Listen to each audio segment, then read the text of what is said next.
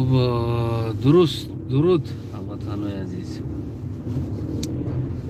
امیدوارم که همه کسا خوب باشین، صحت سلامت و سربلند. راستی بانام محترم باناموسو کم ترکک میگن که با تو میگم دخترم ترا میگم کلینم بشنم، میگن چی میگه؟ کلینم ترا میگم دخترم بشنم، میگن خیلی یک مطل است.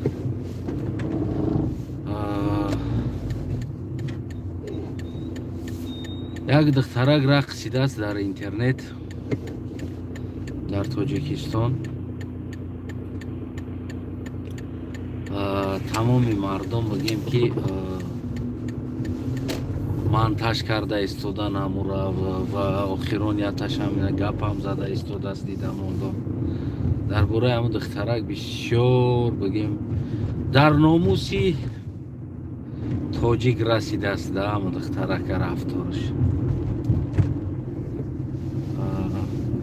مثل همون مدینه بسایبه باری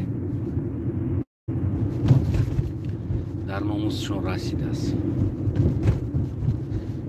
که تو باید رمال عادی میبستی، رقص میکردی، تو روی سطر ریزاندی. گفته بگیم که چی کرده است؟ نه گپ زده است. واقعا همین انسانی که نمیفهمه حیات چی است، زندگی چی است، بعد همه هر چیزی که هم در دهنش آمد بگیم که گفتن میگیرم تا لقیده. درباره هم سطر معلومات بگیرین. اول سطر چی است اصلا و غیره کارها بعد گپ زنین میشه. خوب است فکراتون ناموساتون در رسیدنش خوب است، اما یک سوال مبینده میآید. همین جوان میگه که حتی که در روسیه میگن که شما تاجیکا خیلی مسلمانه، یعنی تاری بیمانی رقص میکنین. گفته بچه ها دا سوال میداده به دستی همون سوال هم میخوام بتیم. ما میخوام بتیم که شما خیلی جوانین. مادرای تاجیک در تاجیکستان لپاتکا قطعی برف توزه کنه. کوچه های تاجیکستان هم مادرای تاجیکا بروان. شما چی ناموس دارین؟ من مسلمان نمیگم، چی ناموس دارین شما؟ از کدام ناموس حرف میزنین اصلا؟ از کدام ناموس؟ من باور که رقص شدیدم راحت کردم. ملادیس قند چپ زنه. دختر در حقیقت میرقصه. بدرو سایت عربی دا ببین، ولی دختره که دستاش قطعی رقصیده است. روز دروز دنبا قطعی میرقصن، هیچی نمیکنن. سطر کدی و منوی را نداره.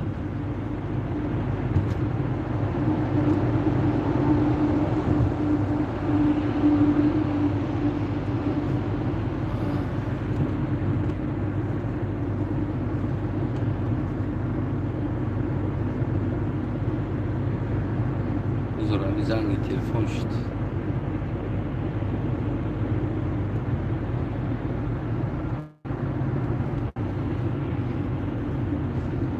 یک زنگ تلفن مهم است. خلاص میره جواب دادن در کار بود و زنگش میزن. خلاص دوستای عزیز، باناموسو باناموسو رقص یگون چی نداره. ملادیس هم دخته خشور رقص کرده، اما تماشا کم یگون جای بیمانگی نداره. رقص کرده است، اما ناموس از او کنین که او کوچه را رفته ایستاده است. مادر از اون ناموس کنین. برف را رفته ایستاده است، از اون ناموس کنین. اما پیغاماتون در هم برادرای ختم که در تاجیکستان قرار داره. ایودا یک 4-5 خلیپ خریده، بوتربرود کده، ماسکه شکیده، بالوش ده شکر، یا ترمز چای کده ببرورین، ثواب گرفتنی باشه. اینا مادر رو دبتین کوچه رفته ایستاده. من نمیدونم بخدو همه خمیلت گیجه بدهین کی گیج مغزی سر اینمی یک دخترک رقص کنه ببروین دیگر کوچه دا از ویدیوش هم مونده خودتون رکلامش کنین تابوش بتین در تمامی جا انا خیلی رقص کرده است چیکو کرده است ناموس در رسید تا اگر ناموس می داشتی اون اول نام مادرها می رسید در ناموس این رقص نه این رقص یک دختر کرده است یک دختر رقص کرده است نه کی زیاده از 2000 مادر تاجیک در کوچه می روند 1100 سومون اویلیک ده 1200 سومون اویلیک ده ناموس میکردی اگر تو ناموس میداشتی در 1100 1200 مادر در 2000 2500 مادر در ناموس میکردی یک رقص ده نه همه تون ده ایگه بیاتتون ده نه سلامت باشه ما تلفن جواب بتم گفتنی زیاد داشتم و یک تلفن مهمه باید جواب بتم خونه تون بود باشه با ناموسو ناموسونا مادر است در اونجا رقص نه تاجیکستان همش جمع که 100 تا رقص نمیبروید 100 تا اوتر رقص میکردگی نمیبروید لیکن اگر یک دوشنبه را خودش ده زیاده 2000 مادر کوچه میروه در خود روسیه او سوال در دختناتی که چه خیلی مسلمانه او سوال در تبتی که تو خودت چه خیلی مسلمانی تو چه خیلی مسلمانی سلامت باشی وقتتون از زیاد نگیرم فکر نظرتون رو بنویسید آدمایی که منتج کردگین کو همه حاجی رو گپاشون گرفته و انا قیامت و دوزخ ای زبانش کشول کرده ای موی سرش کشول کرده همه فانتاستیکی گپاتون همه گپا را کو منتج کردگی است همه را نکنین ای همه خوبش خطون به آبرو کردستین خطون دین به آبرو کردستین ما باور که در دین دیلم میسوزه که توی قدر دین کو پایان بردن شرمنده کردن به آبرو کردن شما کردن و خدا قسم اینمی شما بینمی منتجاتون کردن همه همین کارا را شما بردین و که عقل نداشتن بر اومدن سفسطه زیاد خوندن نه که شما نگفتین که فردا در دین زیان داره همین کار درست نیست تا امروزه ایزان کشیده و منتج کرده پرتافتستین گویا که اکی مردم و ای منتج شما ای راهش میگرده یا که یک کاری دیگه میکنه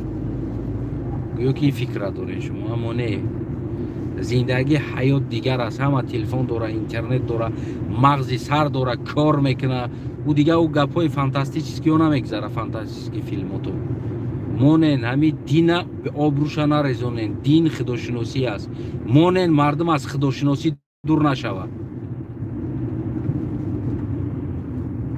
دیگه چیتون بگم باور که من خسته شدم هم گفتنه